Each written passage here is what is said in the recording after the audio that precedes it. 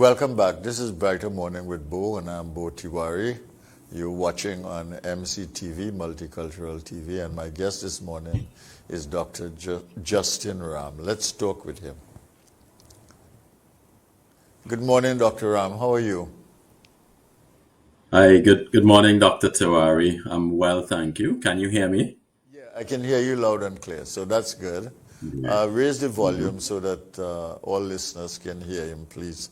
And Justin, whenever we talk, I generally start with global issues and go to regional issues, and I leave local issues for the end, and often we don't get to talk about it. So I'm going to start with the local issues this morning, and then we're going to go into some of the global and regional issues, okay? If that's all right with you.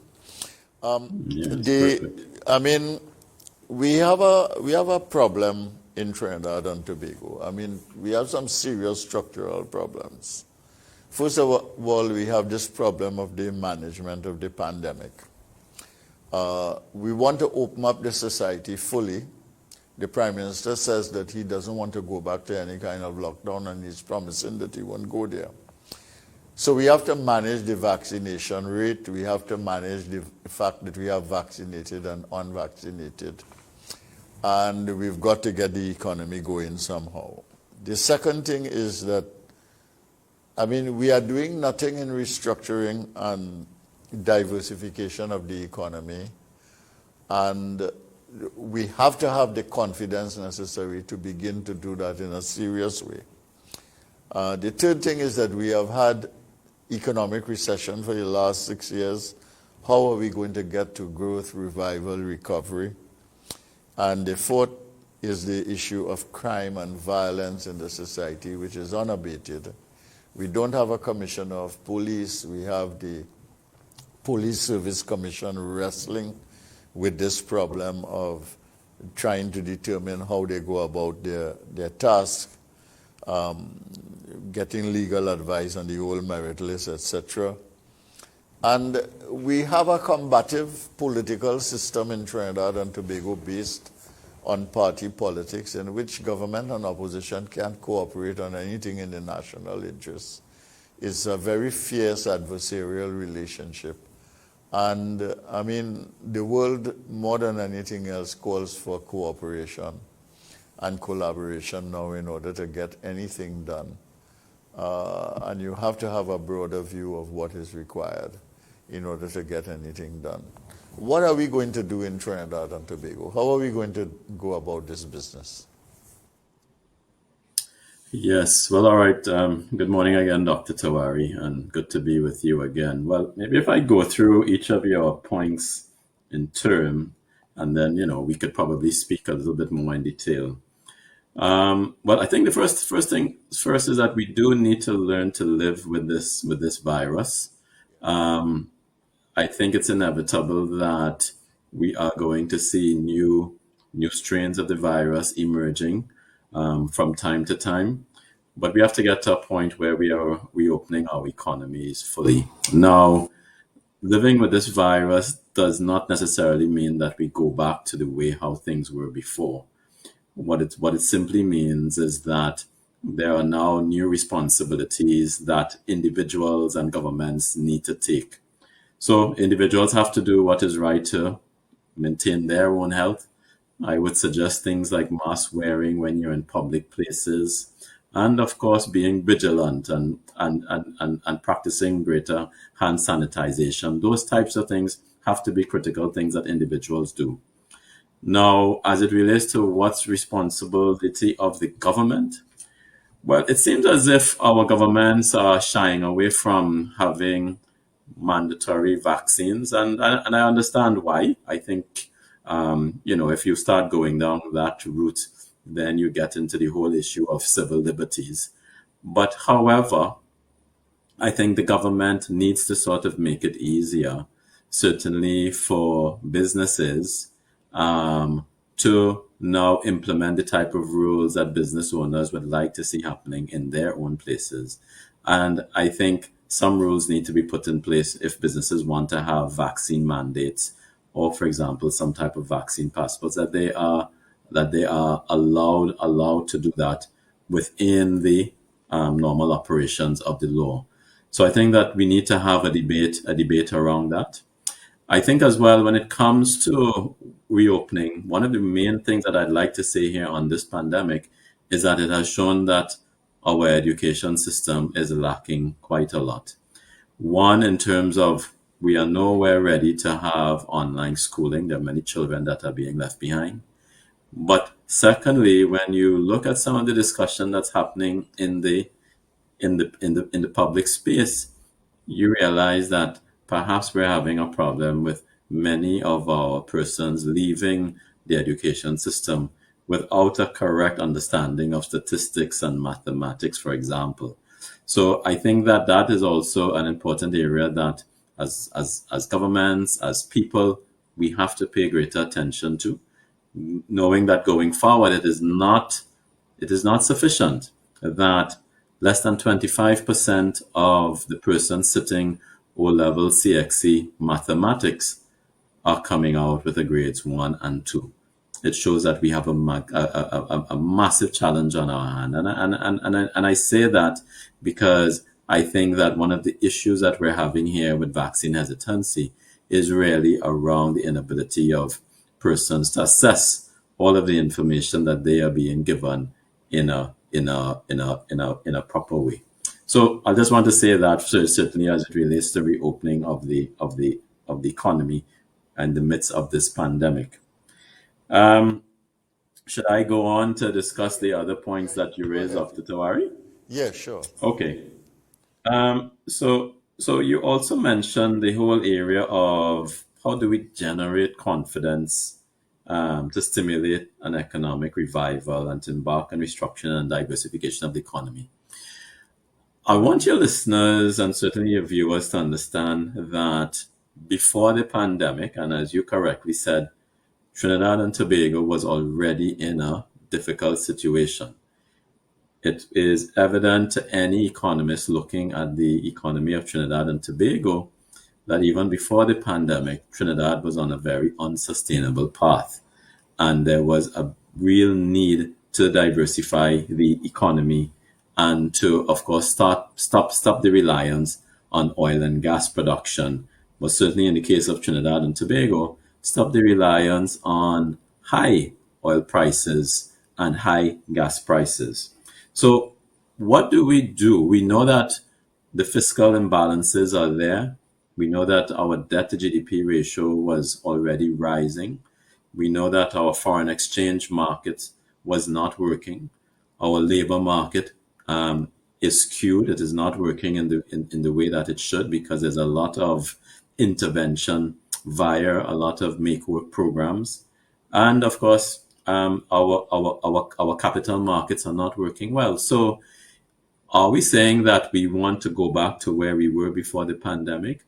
Or is it a case that the pandemic has accelerated us to where many economic thinkers were saying this economy was going without some major reform that was going to be required? So what has to happen here? I think that it is time for us to understand that the current model that we have for our economies does not work. And that model is really around one that is based on growth being driven by government expenditure. That is not sustainable. We need to now turn that on its head and say that we want growth that is driven by private sector enterprise and private sector entrepreneurial activity. So we need to now think about what are the supply side reforms that are going to be required in order to get many of our markets going well, but also more importantly, to bring confidence in our fiscal stance. Because what's happening here as well, Dr. Tawari, is that investors are very, very cautious about wanting to invest in Trinidad and Tobago because they can see where the fiscal stance is and where the debt to GDP ratio is. When you look at things like that, you know that there needs to be a correction. And what is going to be that correction? The government might want to try to raise more revenue and therefore likely increase taxes. or it might decide to cut expenditure. I think there needs to be a balance between those two approaches. And unless we are clear in our minds where the government is heading with respect to managing its fiscal accounts, you are going to see a reduction in investment activity because persons don't have the confidence to invest in the economy because they are unaware, or certainly they don't know where the government policies are going. So I would say that one, we need to look at supply side reforms, ensure that our markets are working, including our foreign exchange markets, our labor markets, and our capital markets are working very well. Those three areas are critical for us. And then I would say that the government really needs to start putting its own fiscal house in order to bring a greater level of confidence so that we can have investors coming back to our shores, and also to give confidence to local investors that they can invest with confidence, knowing that they can get a good rate of return on their investment. So to stimulate economics, so should I continue? Yeah, and I will ask you a couple of questions after because they all connected. Right. Yeah. Yes, yes, yes. To stimulate economic activity, I think that that is really related to what I've just spoken about. We are not going to get real economic activity by relying simply on government expenditures. What we need to do is to ensure that yes, government is spending, but government is spending in the right areas, spending in areas that will help us generate greater levels of productivity, and of course, building the asset base that is required for future economic activity. What do I mean by that? I come back to this point around education. The most important asset of any nation is its human capital. And I think that we in Trinidad and Tobago, and I can say by extension the Caribbean, are lagging behind the rest of the world. We need to focus not only on expenditure, but also on the quality of the education that we are imparting on those students and persons who are going through the education system, all the way from preschool until tertiary education. And I should also say that we need to have a tertiary level education system that is also geared towards research, because in really that is where a lot of our future economic activity is going to come about, in economics, in art, but certainly in the more important science, technology, engineering, and mathematic type areas. That's where we need to be stimulating a lot more research. We need many more of our students going into postgraduate degrees, and I should say into PhD type of degrees when it comes to looking at some of those subject areas. So that's going to be important for us. All right. So How do we? you were going to what now? I was going on to the crime, but yeah, I'm happy. I'm happy to discuss Let's this. leave that for a little bit because we've been focusing on COVID, the opening up, the economy, and the need for structural adjustment as well as structural restructuring of the economy as well as diversification. And we're looking at the confidence issues having to do with a shift from public investment to private initiative in the economy. Now, in the last budget, the Minister of Finance basically tried to create a scenario in which exemptions of a certain kind were given to the private sector. And I suspect these were given over a 3-year period. And I suspect the intention was to give the private sector a chance to invest in Trinidad and Tobago and to make their presence known. But in these circumstances, do you think enough was done?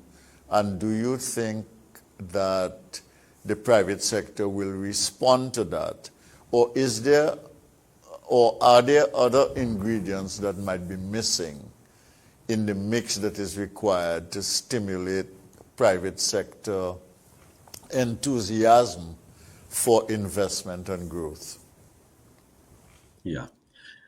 Well, I think it's a case of needing to change the wheels on the bus while the bus is moving. And so there are a number of areas of reform that the government needs to look at. So I commend the Minister of Finance for, of course, trying to implement some reforms that would encourage investment. But I would say that certainly is not enough. If I'm an investor looking at Trinidad and Tobago, I see some of these incentives that have been put forward, but then I also look at the fiscal stance of the government, and I would be very worried to put my money into Trinidad and Tobago because it means that perhaps I am going to have to pay higher taxes in the future. So what the government also has to do is to put out clearly a medium-term fiscal program, which clearly identifies where it's going to take its debt to GDP ratio over the next 5 years and perhaps over the next 10 years.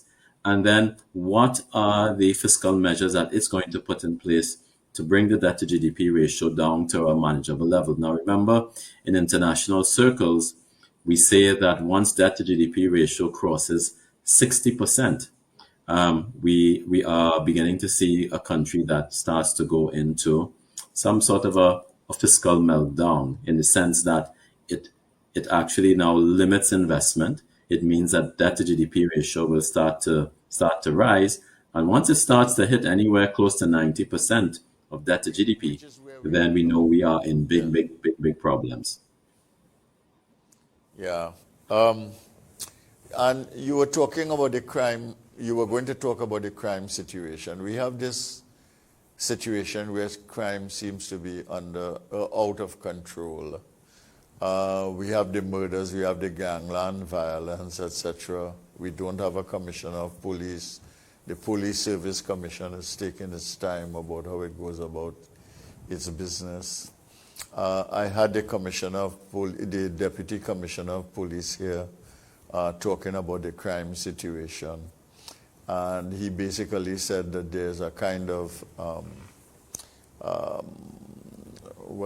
revolt going on in gangland, in which some of the strong gangs are fissioning and new gangs are forming, and the young Turks are taking on the oldsters. And this is leading to a kind of unmanageable situation in the country. I mean, how long can we go on with this, man? We have been living with this thing for years, and we've got to get a hold of this crime situation. I don't think we are as bad as Jamaica has been at its worst points, but I think we are pretty badly off in terms of our control of gangs and guns and things like that. And this is a serious problem having to do with development. This is a problem that is endemic, that rivals COVID in its impact on the society. I mean, not in the same way, but it's not going away, you know. What are we going to do about this, and can we proceed and talk about sustainability and resilience and so on without dealing with this matter? No, well, definitely not. And what is shocking as a Trinidadian looking at a country that we know has a terrible crime situation, but we don't have a commissioner of police. It sort of baffles me that we're not taking this with a great level of priority that it really requires to deal with. And I think what we have to do with crime is to treat it as a public health emergency. All of the things that you would tend to do when there's a public health emergency, this is what we need to start thinking about crime as. Crime affects every aspect of life. It affects the investment climate. It infects people's psychology.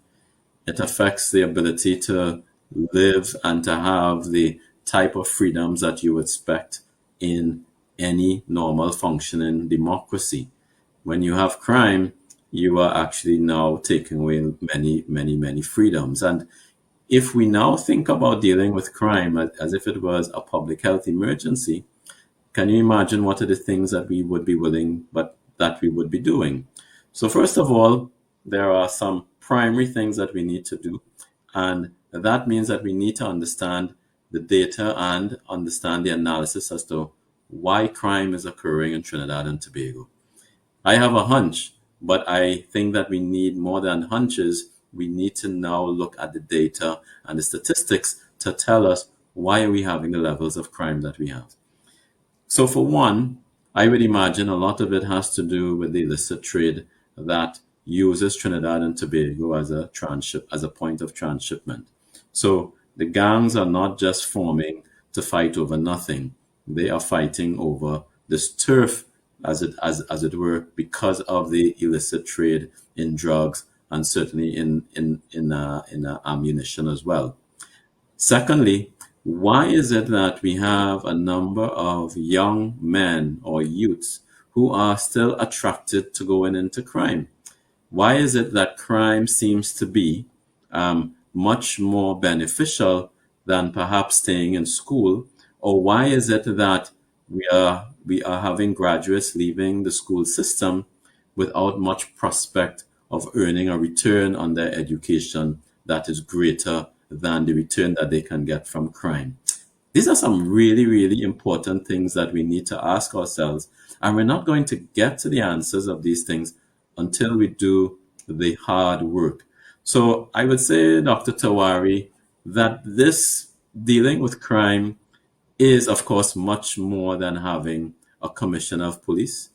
We need to deal with it in terms of looking at it from a public health perspective. And when you do that, you start looking at all of the various challenges that you have to understand why you have the levels of crime that you have.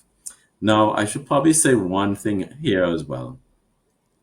We have a situation now where you have a lot of criminals who are running rampant across the land with a lot of illegal firearms, and persons do not have the ability to defend themselves.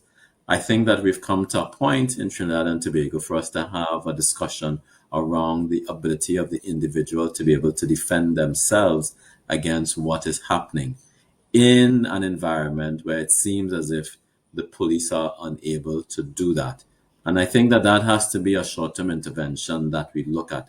What are the measures that we can put in place to ensure that individuals can start defending themselves? And of course, being some type of a deterrent towards criminal activity as well.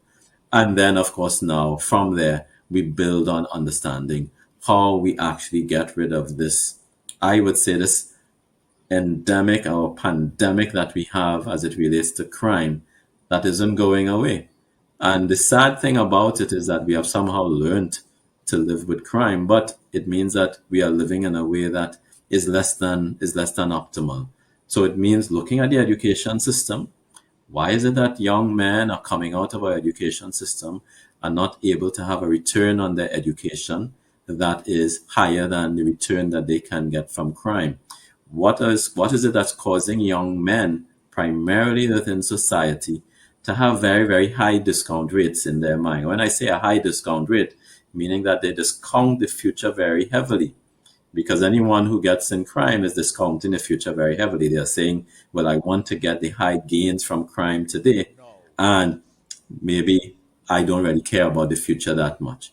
And those are fundamental things that I think we need to look at. But we're only going to be able to look at this properly, Dr. Tawari, if we take an approach of a public health pandemic and challenge and look at it from that type of a systems approach to dealing with that crime. Okay. I want to ask you a question about the very combative state of politics in Trinidad and Tobago between government and opposition, and the lack of any capacity for cooperation or collaboration, and what that means, given the very combative nature of the politics itself, and given the rootedness of the political parties in diverse different elements of the population. How do we navigate that part against all the background of issues that we are raising in order to to get to the point where you can have governance with solutions to the problems and with sustainable development as a possibility, with resilience in the country. But I will leave that question with you, and I will take a break now as the sponsors get into the act. And we will be right back. This is Brighter Morning with Bo. We're talking to Dr. Justin Ram about economic matters in Trinidad and Tobago, and soon we'll move to the region and the world. This is Brighter Morning with Bo on MCTV, Multicultural TV.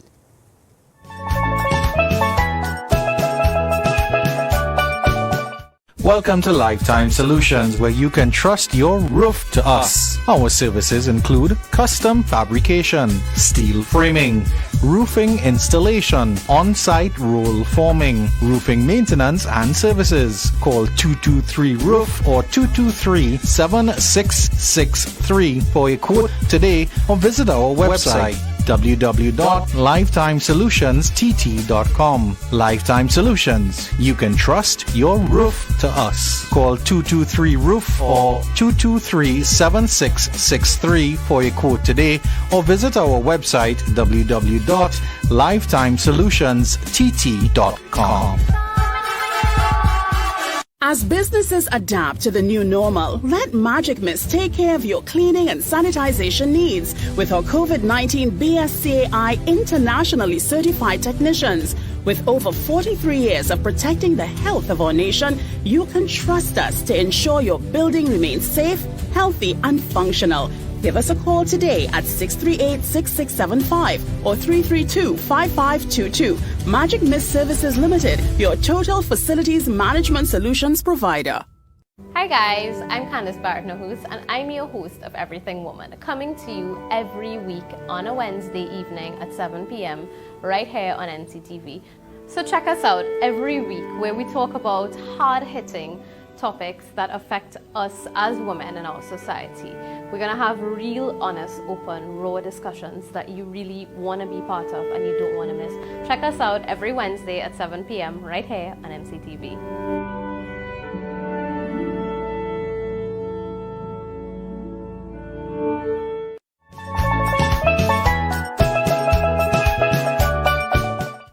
Welcome back. This is Brighter Morning with Bo. I'm Bo Tiwari, and we are talking to Dr. Justin Ram, an economist and international consultant.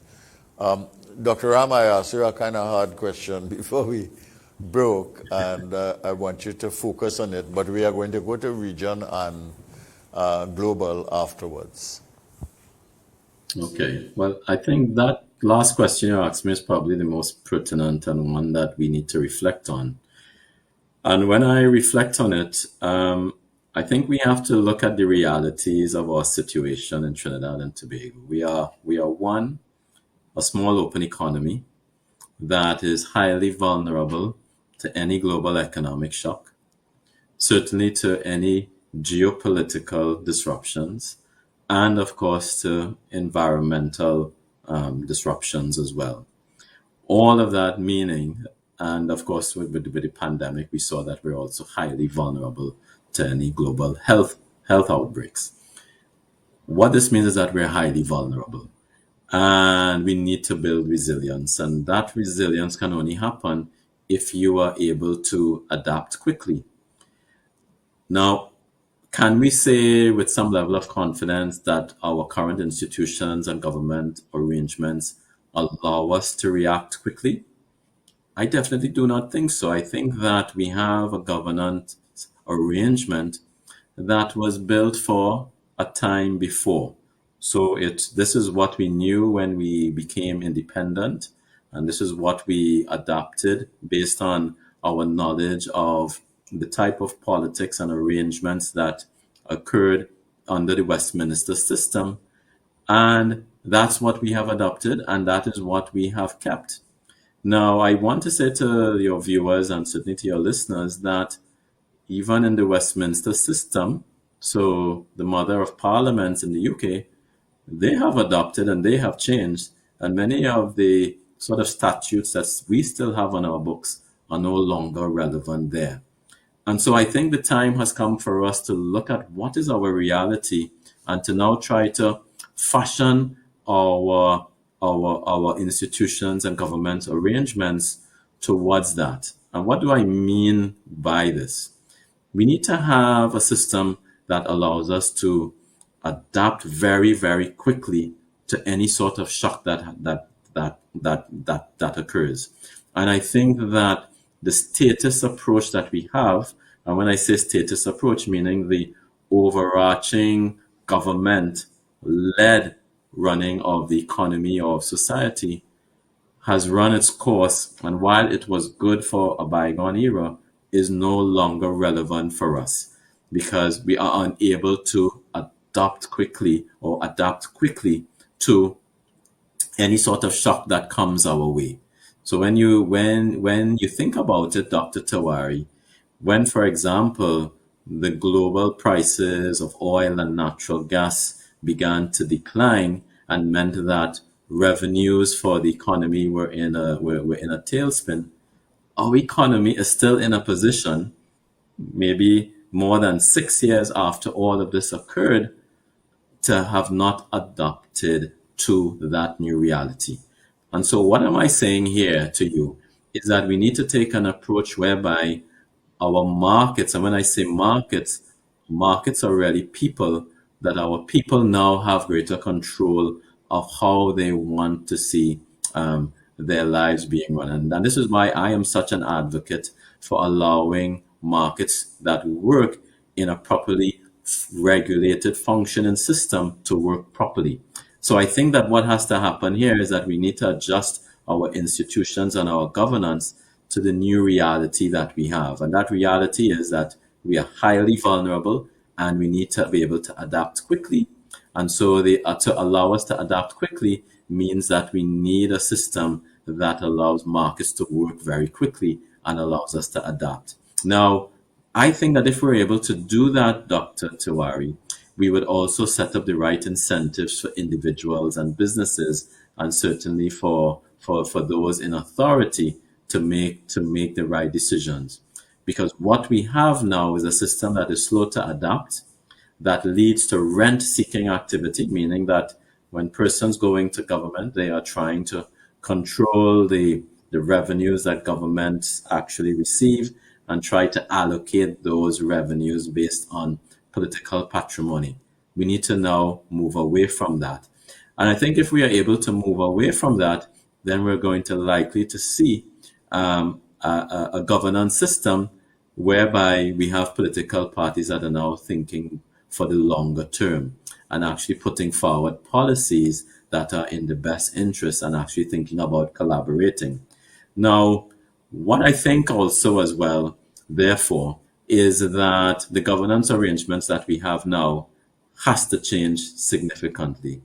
And I think that perhaps we need to have some type of a discussion around significant constitutional reform, what that means for us in this vulnerable state that we find ourselves. What's the right constitution to help us build resilience? Do we also have to consider things like proportional representation? Because if you want to have greater collaboration across, perhaps we need to have more coalition type governance. And I think if we were to have proportional representation, that might actually try to encourage some greater levels of collaboration. Now, I am saying all of this because I am just observing, but I think we need to do the hard work to look at what is the right type of political system that we need for the new reality of this 21st century that we are living in, one in which we are highly vulnerable, but we also need to be able to adapt quickly if we are going to be resilient. I think in all the valuable things that you said, I think there was one insightful comment there that we need to pay attention to, which is that the state is too large and dominates economic activity.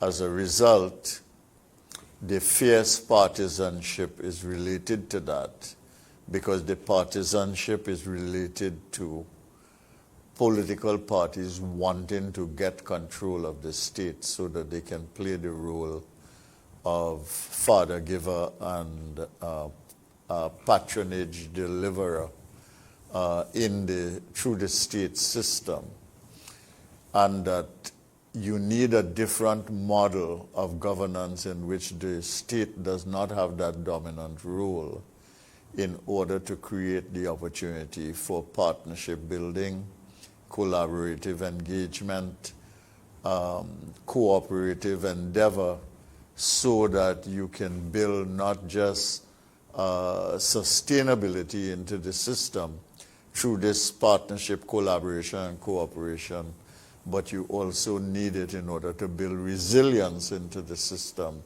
in which you do not have a single dominant player that has such a high control over individuals and institutions that are not owned by the state in the society. Did I get you right?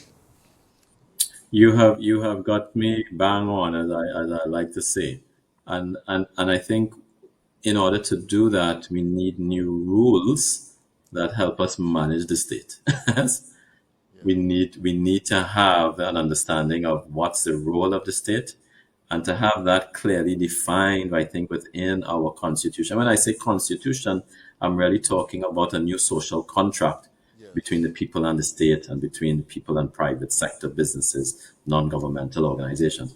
But we need to have it clearly identified what's the role of the state, and what that means is how far do we want the state to go. And there's one thing I want to say here, Dr. Tawari, is that we have to consider fiscal rules for the state. Yeah. I think that the government expenditure should not be allowed to grow. I don't think any of the faster than the parties. private sector can grow.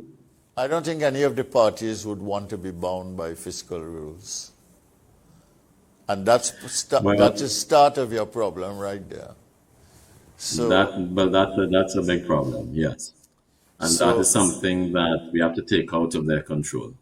All right, we've got to close. I'll give you one comment on a hard question, which is, are we in an unprecedented world economic crisis, and can we get out of it? It's one thing to talk about Trinidad and Tobago, but we exist in the region, the hemisphere, and the world.